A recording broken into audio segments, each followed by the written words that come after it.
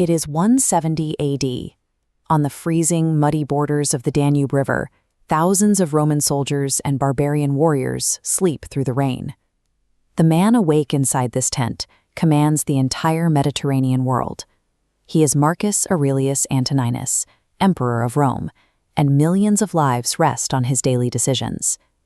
Late at night, exhausted from commanding legions, he is not drafting military strategy or reviewing tax reports from the Senate. He is writing short, desperate notes to himself. He reminds himself that his position is dangerous. He writes strict warnings not to become corrupted by the throne. He tells himself over and over that he is mortal and that he will die.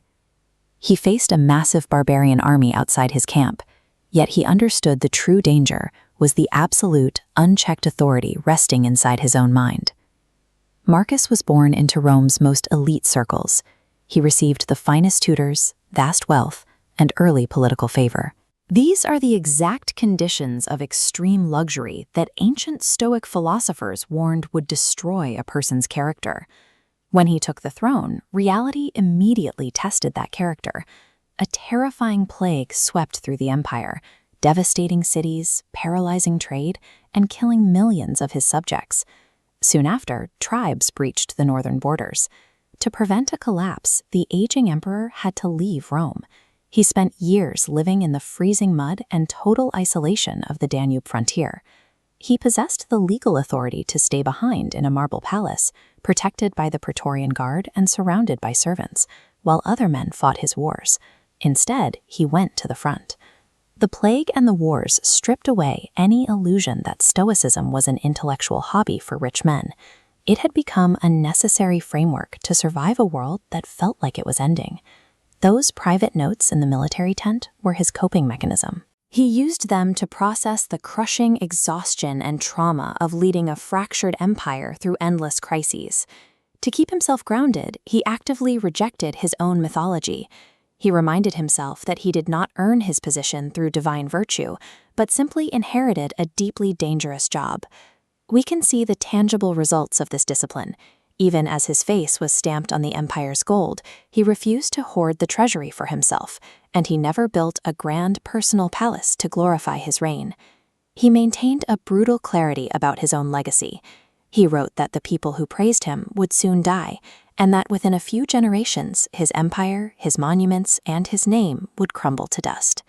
Because he accepted that historical fame is entirely meaningless, he needed a different metric for success. He measured his life by a single harsh standard: the integrity of his own character. Marcus spent his final years physically failing under the strain of continuous warfare. In 18 AD, still on the frontier and still commanding the Roman army, he died. He was succeeded by his son, Commodus. Here we see the fatal flaw in Marcus's lifelong project. Commodus inherited the absolute power of the throne, but he possessed exactly zero of his father's philosophical discipline. Under Commodus, the empire descended into cruelty, paranoia, and theatrical bloodshed. He drained the treasury for his own amusement and murdered his political rivals without hesitation. It is a bitter irony. Marcus Aurelius spent 2 decades maintaining perfect personal restraint, but that restraint could only protect the empire for as long as his physical heart kept beating. But history preserved something Commodus could not destroy. Long after Marcus died, his private Greek journal was discovered and eventually published as the Meditations.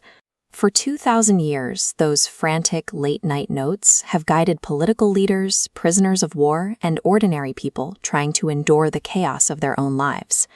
The Meditations perfectly capture the core practice of Stoicism, dividing reality into 2 categories.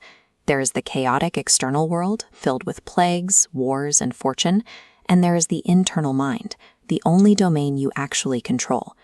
True freedom does not come from trying to force that external world to obey your desires.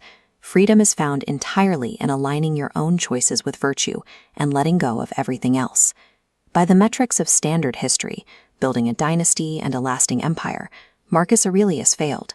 But by his own standard, he achieved something much harder. Surrounded by absolute power, he conquered himself.